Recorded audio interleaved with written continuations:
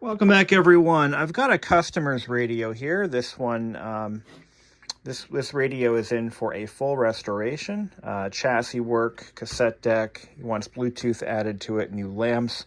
Even though, now I want to talk about that for a sec. Even though every lamp is good on this radio, it's upside down, so it doesn't look proper. But even though the lamps are good, we're replacing them anyway as a preventative measure. Now, this cassette deck, it has a problem that some of you might run into it at one point or another. And I'm going to just demonstrate it, and we'll talk about it. And I'll go over what we're going to do to fix it. Here we go.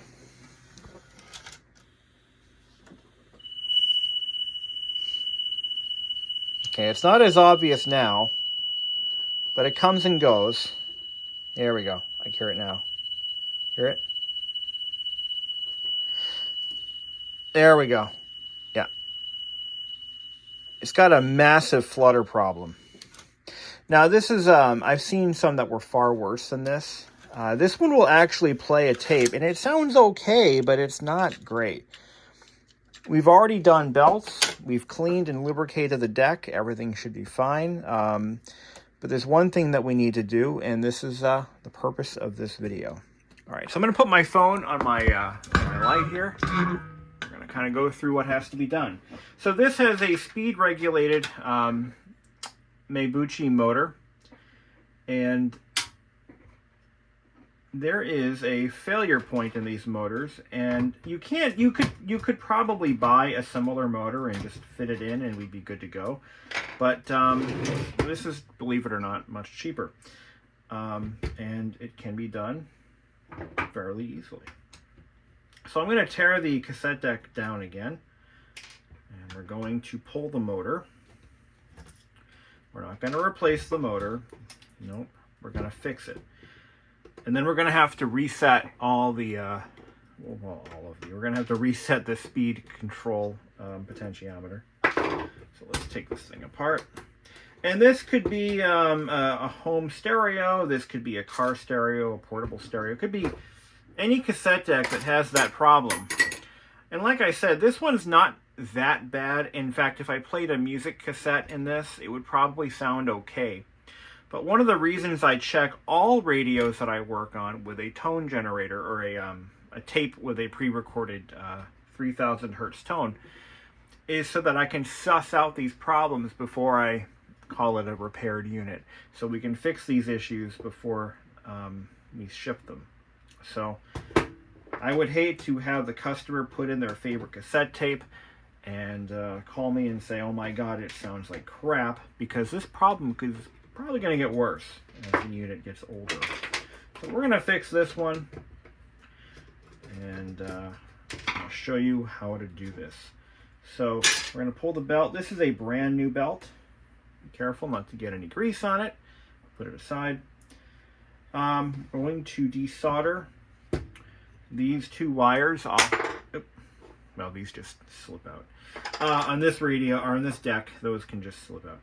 So we're going to desolder these connections. No need to, on this one it's labeled positive and negative, so no need to make a note of that. I'm going to do that first. All right. Let me get that out of there.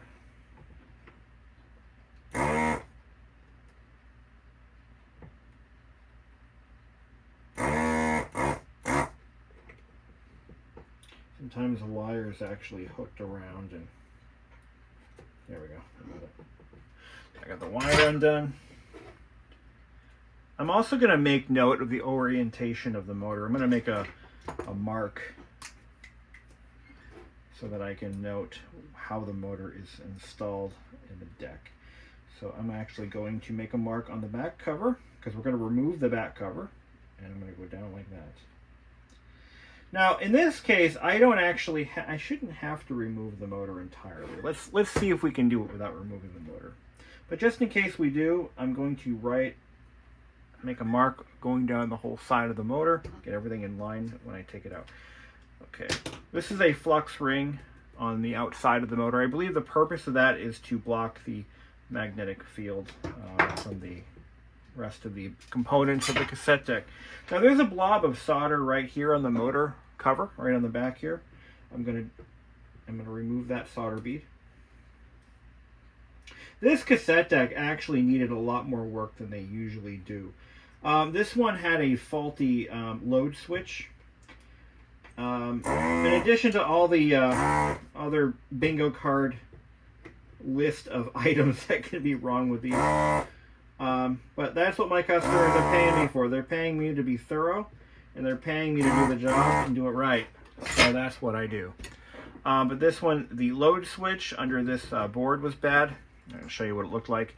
The internal spring had sprung, so it wouldn't even. Now, when you power these units on this model anyway, it does a quick position check. It'll run the main drive motor for a couple revolutions. You'll hear a couple of clicks, and then the unit's ready to go. Wasn't even doing that. Now that we've removed that solder blob, some of these will just pop off. Some of them won't. This one probably not. So we're going to have to, oops, maybe don't do that. I'm going to take a flat blade screwdriver, and I'm going to very gently stick it underneath here between the board and the back cover. And we're going to try to work it loose. There we go. So this is just a 5/64 screwdriver. Okay, we're going to just pop that back cover off very carefully. We don't want to break the board. It's easy to do, but we don't want to let that happen. There we go. We're almost there. Oh, there's a piece of tape on the side here. So in this case, we didn't have to pull the motor. I don't think we do anyway. But usually it's probably easier that way. Okay, we don't want to pull the board off. Make sure the board stays in position. We don't want to pull it off because I don't want to deal with the brushes and everything. So you're going to notice a tiny 22 microfarad 16 volt capacitor. I suggest pulling your motor apart first before ordering that capacitor. But that's really all we're replacing. So I'm going to go ahead and desolder that cap. It really helps if you have one of these Hakko FR301s or something similar. This makes the job a lot easier. So we're just going to desolder that. Okay.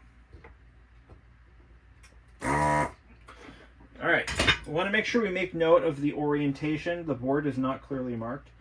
So before we, now the capacitor is actually, you can tell which way it came out. So we're going to make a mark on the negative terminal. It turns out it's going to be the one closest to the motor shaft. So I'm going to put a mark, a red mark. Actually, I'm going to put a red mark on the positive right there. Or I'll just reference this video if I get screwed over. All right, so this capacitor is probably bad. It is a 22 microfarad, so this should be measurable on our peak ESR 70. Let's take a look. I've got my probes on here. I'll put my alligator clips on in place. But literally, that capacitor makes the world of difference. Now, if the motor isn't bad, if it passes my tests and I can get the speed correct, I don't replace these because, I mean, it's not a, it's a lot of work getting them replaced. And if they're good, they're going to be probably good for a little while. I believe what really kills these is lack of use. I swear to God, the units that typically have this problem with the motor capacitor are the ones that show the least amount of use, in my experience. And those are the ones that usually get this replaced.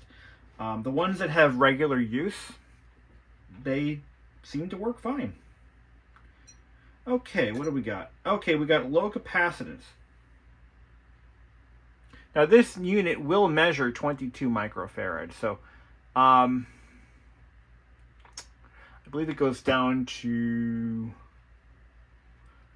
yeah, it actually goes a little lower. I forget what the floor is on this one, but 22 microfarad. It should pull something. So let's go and get a new one.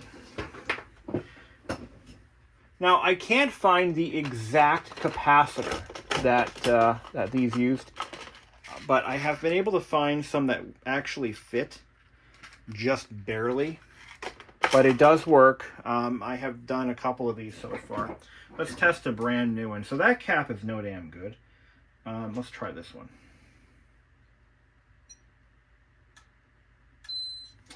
Okay, this comes in at 22.9. So that's a good one. So the cap is bad. I'm glad I caught this because it would be the customer's. The customer wouldn't be very happy with me if I let this one go, if they decide to use their cassette deck. So this capacitor will fit, not very well, but it does fit. So I'm going to go ahead and make some kinks on these leads here. I'm going to kink it down sharply first, and then I'm going to kick it back to kind of replicate what the original capacitor looked like.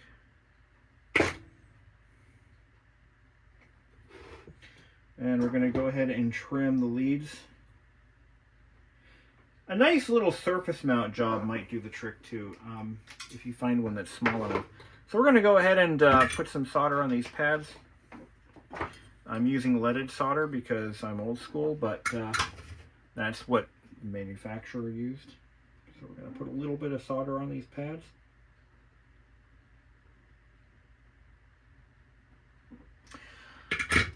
Soldering iron probably should be on first. Forgot I shut it off. Okay, so we'll let that warm up.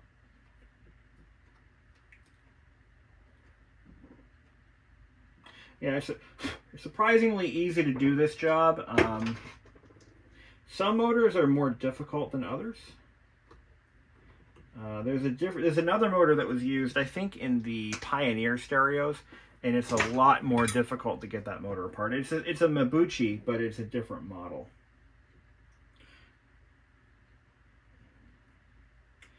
And a lot of folks will just replace the motor if this happens, because it's, you know, that is what a service center would do normally.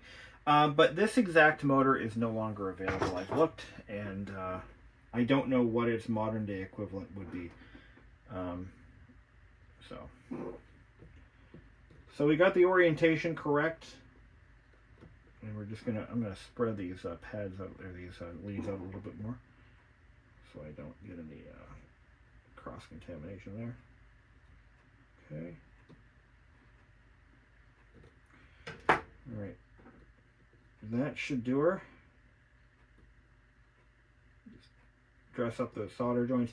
Now this new cap will sit a little bit proud of the. It's going to be a little big, I guess is what I'm saying. While I'm waiting for I'm gonna crank my heat up to 700 degrees because we're going to be doing the case next. So let's pop this cover back on as best as we can. It's just going to have to do it, I guess. So I got the mark. So the mark is important because it has to line up exactly where it was. So let's see if we can get this thing to close. The manufacturer left a little bit of room, but not much. We may have to fudge this one, unfortunately. Yeah, that's putting a lot of stress on the show. Oh, no, it's not. Oh, okay, that was just me. Let's see what we can do.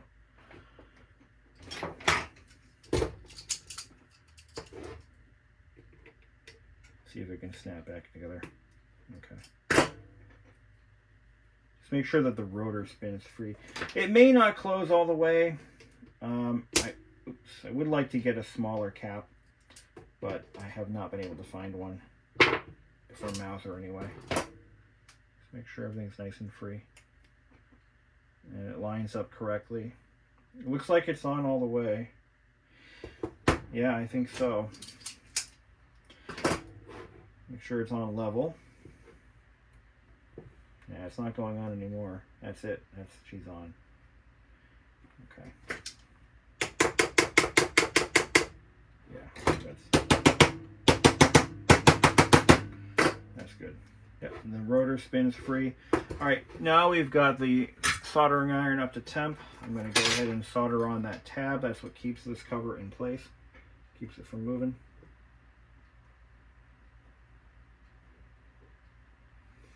So it is case grounded.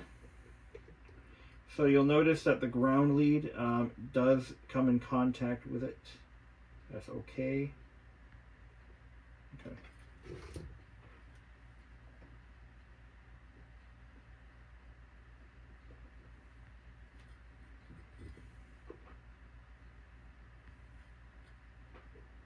All right.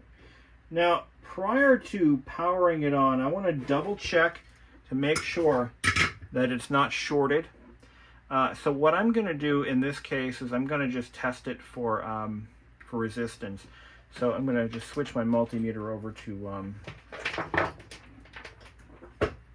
oops, smack myself in the face there. We're going to go ahead and set up our multimeter for resistance, just to make sure that there's not a short between ground and positive. So just a little,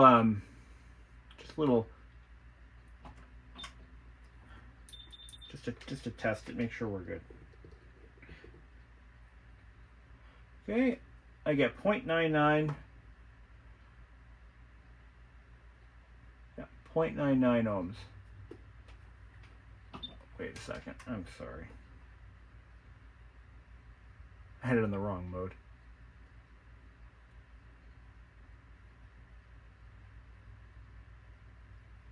I think it's fine. So I'm going to just check it with a multimeter to make sure that there's no short circuit there. Yeah,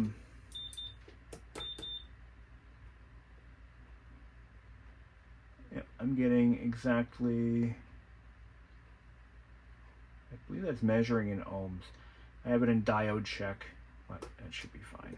It's not a short, so there we go. Okay. Now, because we've made a major change to the, ignore that. There we go. Because we've made a major component change here, we're going to have to definitely go back and check the motor speed, because it will have changed. It will be out of spec right now. And unfortunately, with this stereo in particular, you can't really do it with the unit apart. Or together. So on some of the radios I work on, all I have to do is, remove the CD player or something, and I can do my checks that way. On this particular model stereo, that is not an option.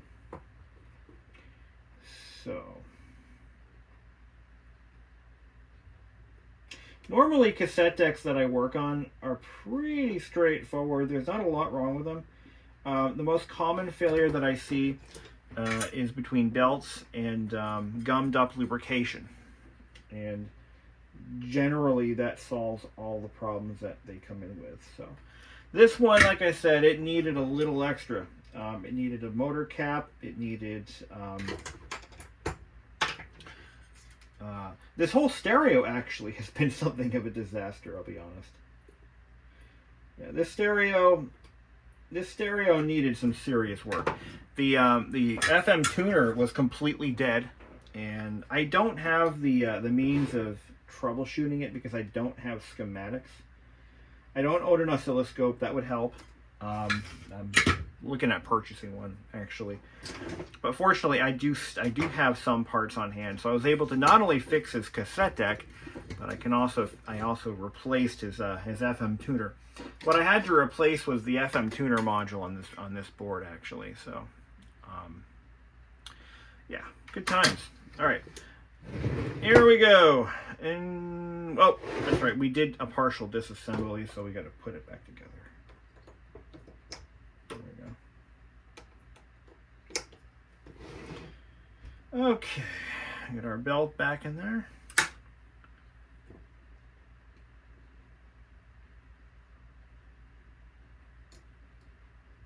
Making sure not to get any grease on it. We're good there. I'm going to just put a dab of grease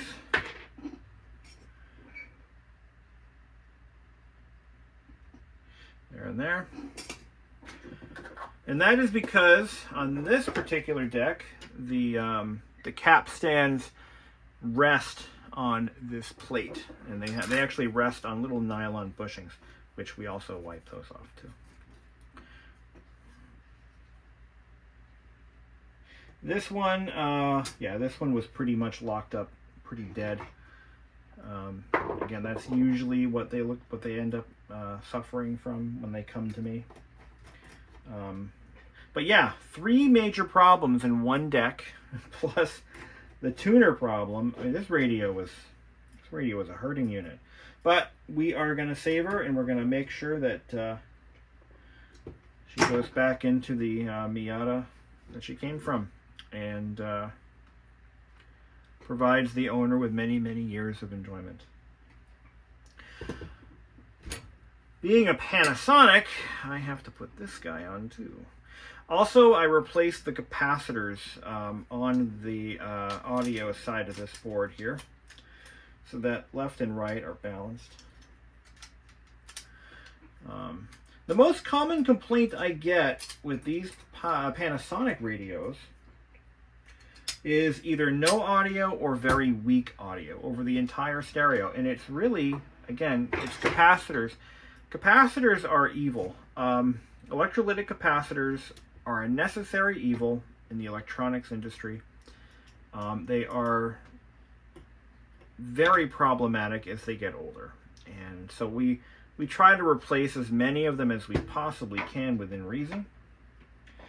Some of the ones that cannot be replaced are tested, and the ones that are, if I run into one that I can't find anywhere for a reasonable price, or it's just not available, we'll pull that capacitor out, test it, and then I've only had to do that once, and that was for a I think that was for a Toyota radio. There was a capacitor that I couldn't get, and which is discontinued. So I just test it and make sure it's good, and send it on its way. All right, so we'll put this back together. While it's upside down, we're not going to get an accurate speed check, but we will at least be able to get a pretty good range, or a pretty good starting point. So let's make sure our yep, okay, that's set to hertz frequency, and we'll power it on. Okay, and we'll put our speed tape in there, our tone tape, and see what comes up.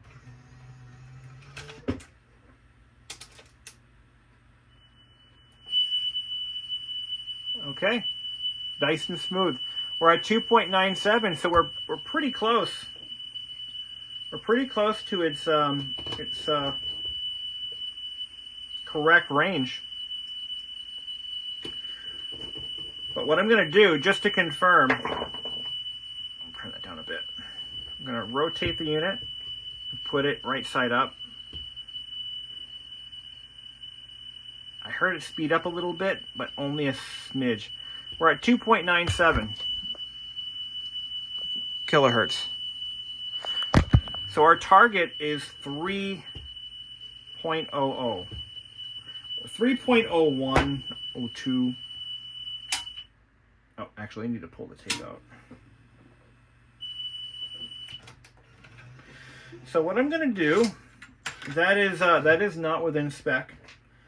And when you're paying someone like me to fix your stereo, you're going to want it in spec. So let's pull the deck back out.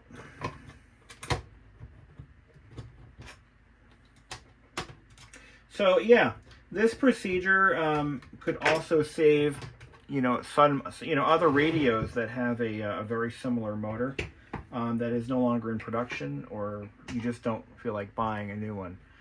You're supposed to use plastic tools for this, but the one plastic tool that I had that fits this exact adjuster broke.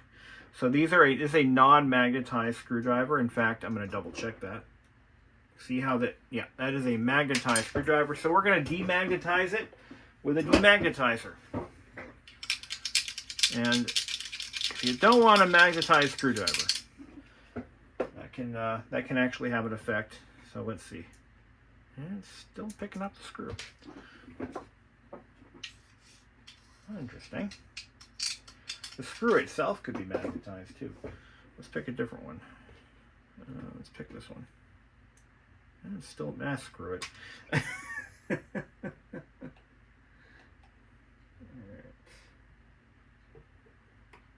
So I'm going to stick it through there, and I'm going to just give it a tweak.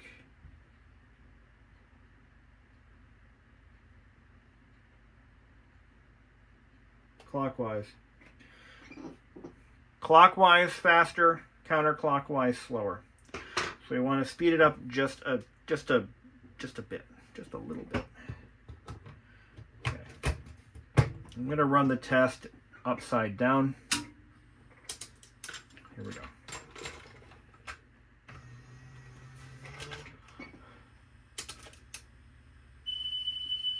.998, 2.999, 3.02, 2.99.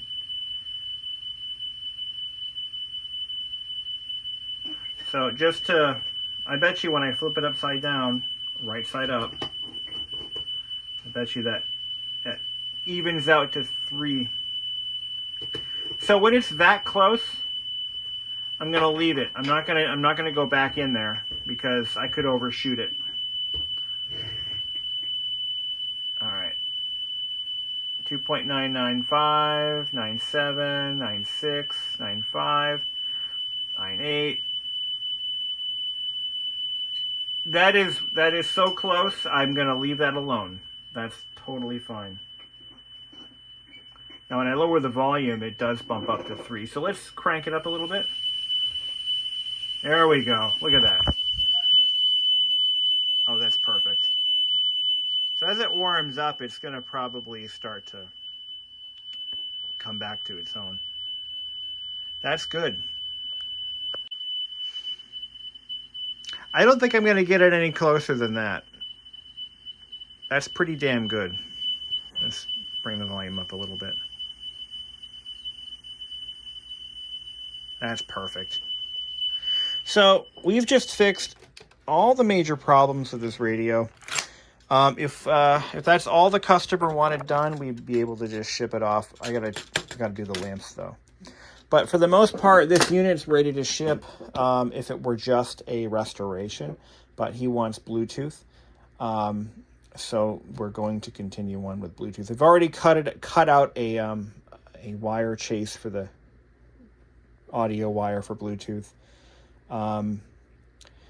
I found that if I notch the back cover here, that gives me a nice clean path for wire to go into the unit. So that's what that's for.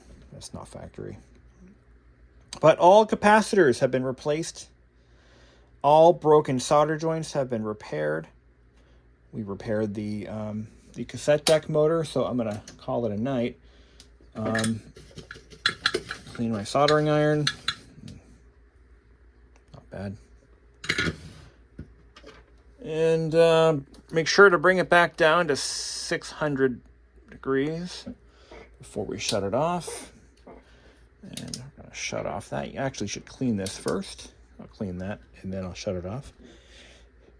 And tomorrow's another day. Tomorrow we'll finish it up, clean the faceplate, do the lamps. But I wanted to show you guys, you can save these motors by simply replacing that stupid capacitor. This one's got a 1622 as well. I think this is actually the same motor. Oh yeah, that motor that we just fixed was made in 1989. It is 35 years old. 34 years old. Can you believe that? 34 years old. Or is it 33? Whatever. So this one is from 95 and has the same problem. Now I want to let's talk about that for a second. I work on a lot of these radios, like a lot, and the ones that have the problem are most likely from 95. I think they had a bad run of caps in 95, because the 95s and 96s are the ones that I almost always see this problem in. I pretty much guaranteed if it was a 95 or a 96, these caps are always going bad. The older models, I don't usually. This is an outlier. This is unusual. I don't typically see these with that problem. So I'm a little surprised. But that motor cap is always failing in the 95s. 96s and the 95s. I think I have another one here. Oops. What was this from? This is from something else. Yeah, I think this one had the same problem. This is a 96 from a newer model Pioneer, I think. And I found that motor was bad. But now that I have a fix for these, I'm going to probably just repair those and put them in my inventory as just hot swaps. Thank you for watching. Have a great day.